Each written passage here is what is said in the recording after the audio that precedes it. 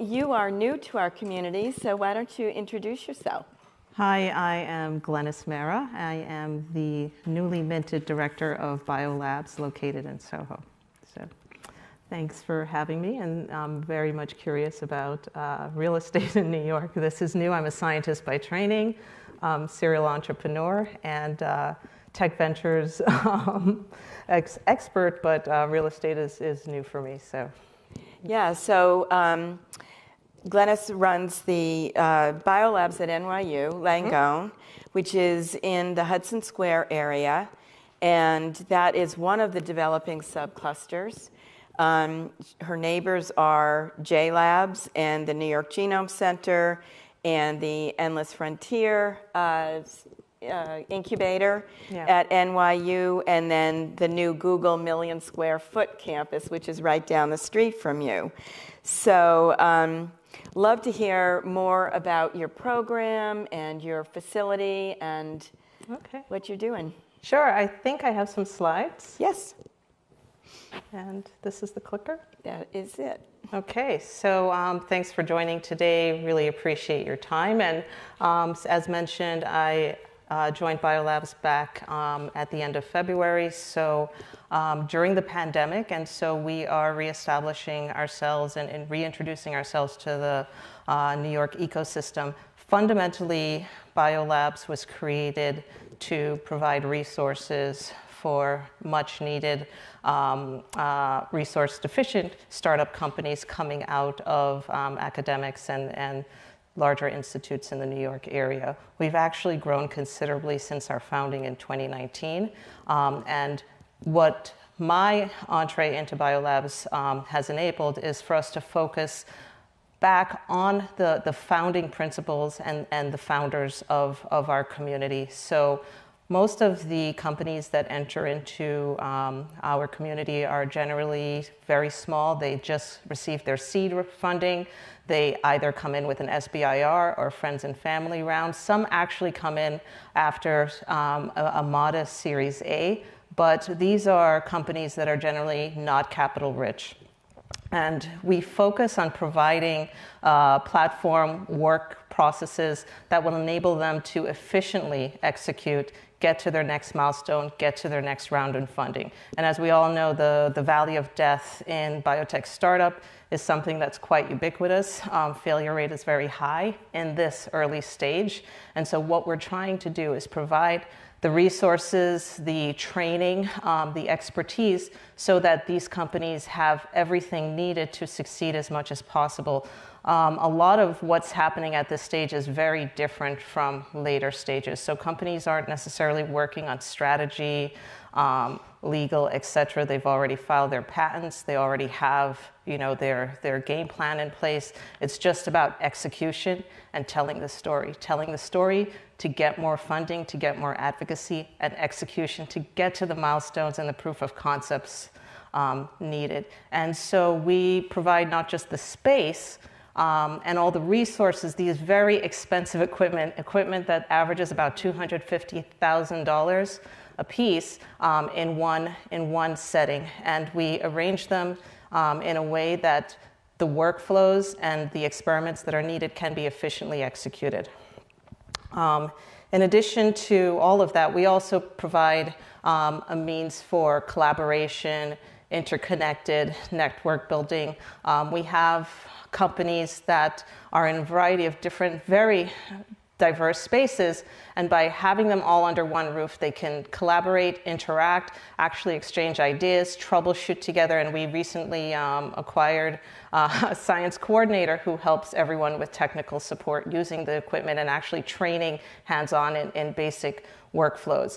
Now, BioLabs was founded about 3 years ago with the efforts of NYU, BioLabs, which is headquartered in Cambridge, and EDC in New York.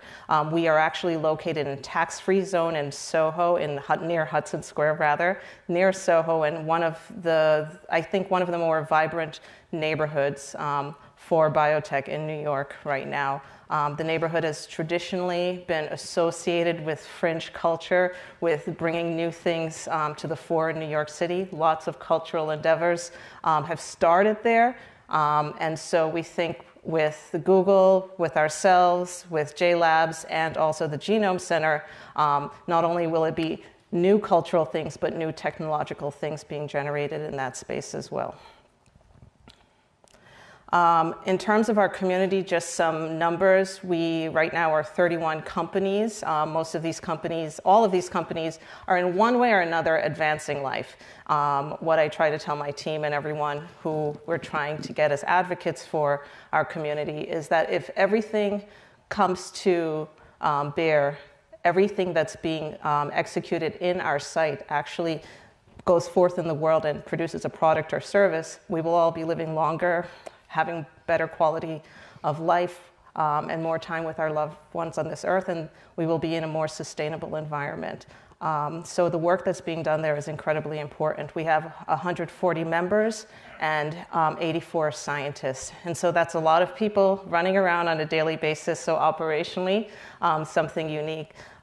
In terms of the profile of the companies, we're a uniquely, I believe, diverse community. We have about 50% therapeutic companies who are working in traditional small molecules and also biologics, but the other 45% or so are actually involved in more non-traditional aspects of therapeutics, including biosimilar, precision fermentation, in silico, algorithm development, and also diagnostic tools.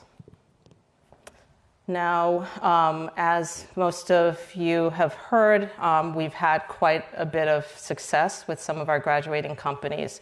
Immuni being, I think, one of the most recent ones that have made news. Just a few weeks ago announced that they closed Series B, and it was over 200 million. This company started at BioLabs with 2 members when they graduated just this past weekend. There were 40 members, and the company had grown from 2 people to 130. We want to be very clear that this happened even in the pandemic. Mm-hmm.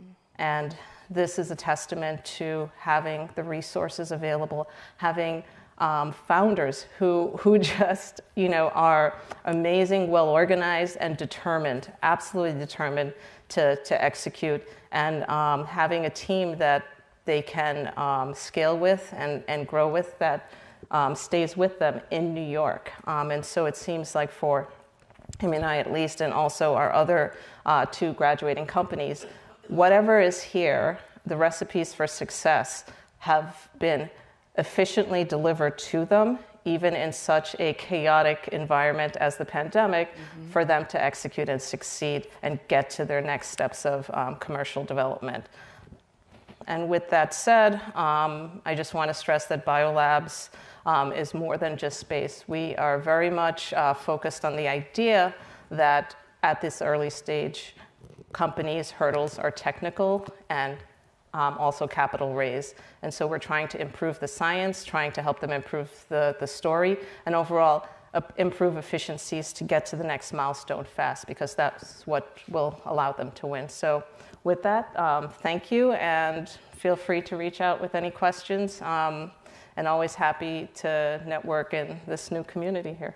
Yeah, one of the things you were talking about, the neighborhood and the transportation around there and the proximity connecting to all of the other boroughs. When I was running the New York Genome Center, Yasmin Patty and Bill Harvey and I and a number of others in this room, we looked at over 100 sites throughout the city before we decided on the 101 Avenue of the Americas. And the reason was that is kind of the apex of where all of the transportation networks come together. Yeah. And so you can get easily anywhere else in the city. And actually, our board was all of the academic medical centers in the city.